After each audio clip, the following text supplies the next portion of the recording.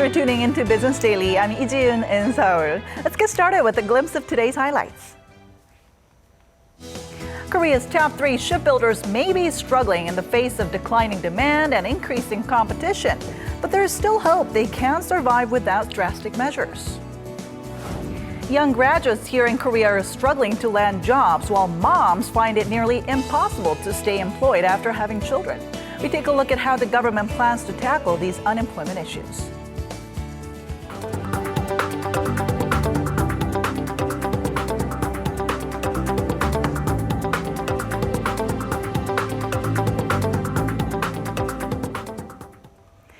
It's getting harder for young people and women to land quality jobs. In fact, the unemployment rate for people between the ages of 15 and 29 hit its highest level on record in February, while a growing number of women are leaving their workplaces to raise their children. So today, the government laid out a fresh set of measures to create more jobs and tackle Korea's unemployment issue. And to tell us more about this, we're now joined by our Hwang Ji-hye in the studio.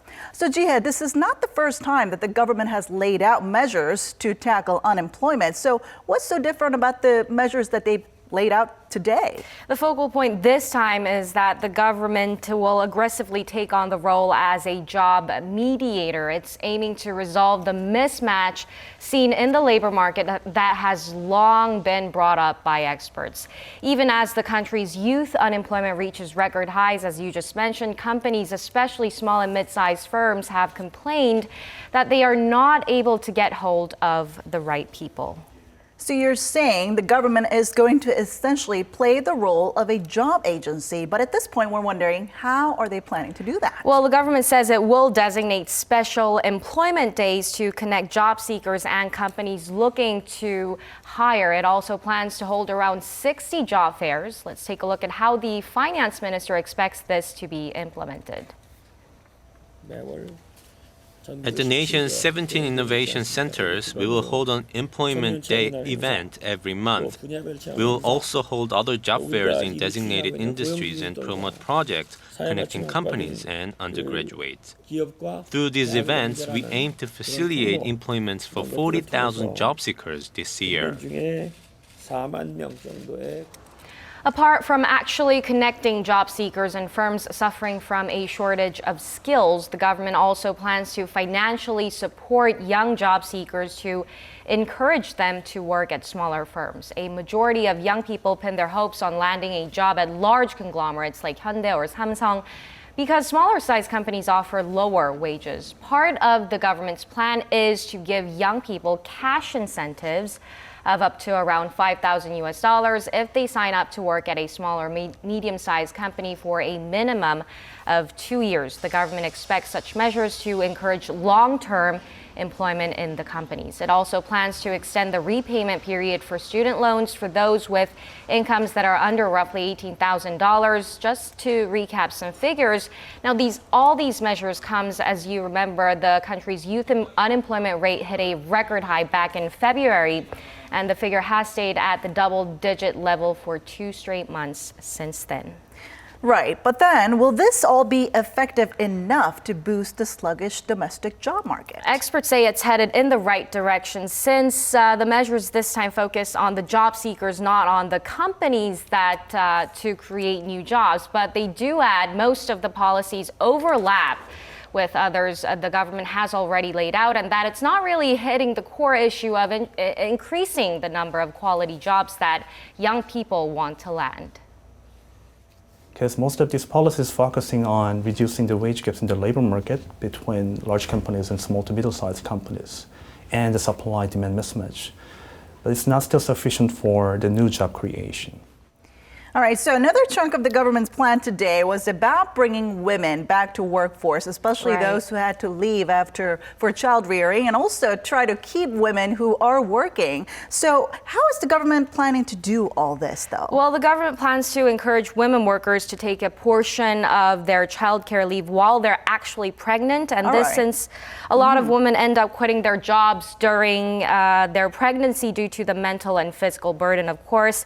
It would also provide tax credits for small and mid-sized firms that hire women whose careers have been interrupted due to childbirth and child rearing. So how do we see things moving ahead under the Park administration on this front? Now, as Finance Minister Yoo Il-ho has emphasized, this is only going to be the beginning of the government's job creation efforts. We will have to keep an eye out for detailed developments, and more measures are expected to be announced later this year to boost jobs for seniors as well. Oh, so we'll look forward to that as well. Right. Thank you so much for coming in today, Jay. Thanks for having me.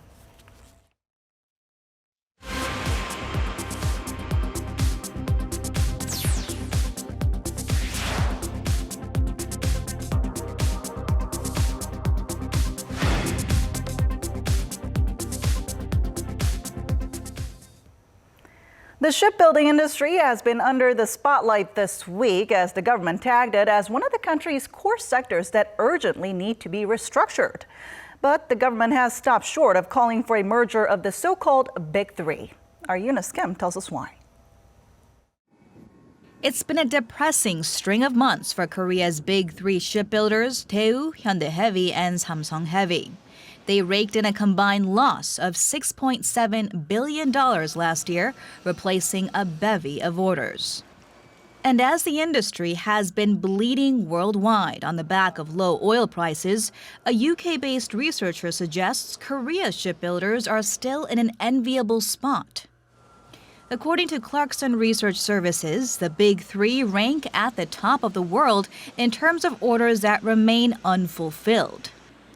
Topping the list was Daewoo Shipbuilding's Okpo shipyard with a backlog of 7.8 million compensated gross tons, an order of 118 ships still awaiting delivery. Following the number one was Hyundai Heavy with a backlog equivalent to 95 ships, and Samsung Heavy with 81 ships still left to be built. Even Hyundai's Samho Heavy Industries had an order backlog of 3.4 million compensated gross tons. These figures tallied as of end of March. With hundreds of ships still in the pipeline, company officials say their shipyards expect to remain busy for the next couple years, even at current ho-hum levels of new orders. Some say this is the reason the government has its hands tied on taking any drastic action on the core sector, as the industry still has hope of surviving this global wave of shipbuilder downsizing and shutdowns. They caution a wrong move could give up Korea's lead when times improve to regional rivals China or Japan. That's why local shipyards are expected to cut their losses with more layoffs and by selling their non-core assets over any type of merger as they wait for the tide to turn. Eunice Kim, Business Daily. The government will prepare a plan B in case Korea's corporate bond market suffers as a result of the corporate restructuring to come. In a committee meeting on Wednesday, Financial Services Commission Chairman Im Jong-yong said the government stood ready to support especially established mid-sized companies in case they run into trouble issuing bonds. Stating that the stability of financial markets is a priority, Im encouraged private banks to carry on business as usual, noting that most debt held by companies flagged for restructuring was backed by state-owned banks, such as Korea Development Bank and the Export-Import Bank of Korea. And as the government pushes for aggressive corporate reforms and measures to deal with the ramifications, it's also turning its eye to long-term growth and anticipated risks. Now, topping that list is keeping the country's fiscal soundness to get ahead of the problem before it gets out of hand. Our Lee Ju-young has more.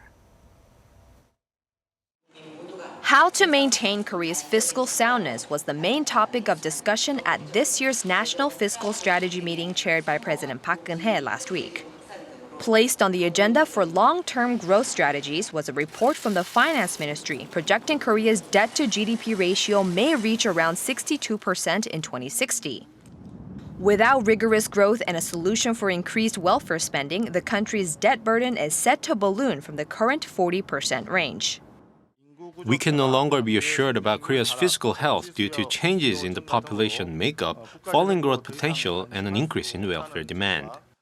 At this, the government said it will seek stronger fiscal discipline and efficient capital allocation to ensure that capital funds are used effectively.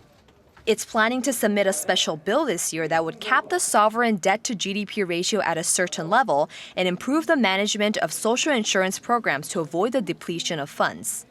The government is also looking to cut ministerial discretionary spending by 10% next year and use those funds to create jobs and expand growth potential. Also on the chopping board are state projects deemed redundant. For those with budgets over $8 million, feasibility studies will be carried out to assess their value. The finance ministry added in the meeting, Korea will benchmark Sweden to overcome current socio-economic difficulties. The Scandinavian nation's aggressive economic reforms some 20 years ago have resulted in a shakeup in industrial policies, a lower debt burden, and a higher per capita GDP that's contributed to stable growth. Lee Joo-young, Business Daily. Meanwhile, Korea's consumer sentiment improved for a second straight month in April. The Bank of Korea says the index came in at 101 this month, up a single point from a month earlier. The slight improvement comes as the local stock market rose recently, along with automobile sales, which went up as well. The index had been on a downward streak since December last year, but rebounded in March. A reading above 100 means optimists outnumber pessimists. Nearly half of Korea's total working population is said to be receiving less than $1,700 a month. According to Statistics Korea, as of the second half of last year, over 47% of workers were paid less than 2 million won. The statistics agency said the low salary was particularly prominent in the agri-fisheries industry at over 83%. The accommodation and food industry was close behind at roughly 80%, and those receiving under 1 million won, or less than $900, in that group was at least staggering 32%. Workers in the fields of science and finance were among those receiving higher monthly wages of over $3,500, taking up around 30% of the entire workforce. And smiling no more, as the world's most profitable company, Apple, saw its quarterly profits fall and its revenue drop for the first time since 2003. Apple says revenue dropped 13% from a year earlier to around $50.5 billion in its second fiscal quarter. And what's the main reason behind this drop in revenue? Falling iPhone sales, which actually fell for the first time ever.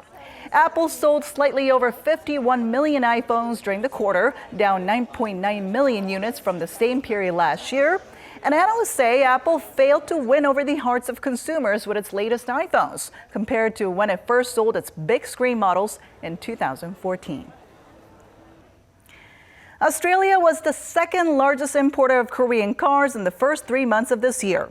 According to statistics by the Korea Automobile Manufacturers Association, local automakers exported over 45,000 cars to Australia from January to March, up nearly 35% from the previous year. Korean automakers exported a combined 653,000 units overseas in the first quarter, down 11% from a year ago. Last year, Australia beat out Canada as the third largest importer of Korean cars, after the U.S. and Saudi Arabia. Australia moved up into second place this year after Korea saw its auto exports to Saudi Arabia cut in half in the first 3 months of this year. Now, despite the good news in the auto sector when it comes to exporting Korea's agricultural products, Korean farmers still face a number of obstacles. And to help raise global competitiveness for local farmers, the government has rolled up its sleeves. Our Kim Mo-kyun tells us more. Korean farmers have struggled to export their products because they don't have an exclusive outlet they can turn to for assistance. The biggest problem we're experiencing is that we don't have anywhere to ask for help when pests occur. Now, Korea's Rural Development Administration has launched a special agency to mentor farmers. It will inform farmers on a range of issues, from growing environmentally friendly crops, shipping products by air and sea, and exporting overseas. We plan to offer active solutions step by step, beginning with problems they are experiencing in the field. The agency will be divided into 6 sectors, such as gardening and stock breeding, to provide customized assistance. The latest efforts are expected to increase exports in the agricultural industry and raise global competitiveness. Kim Mo-gyan, Business Daily.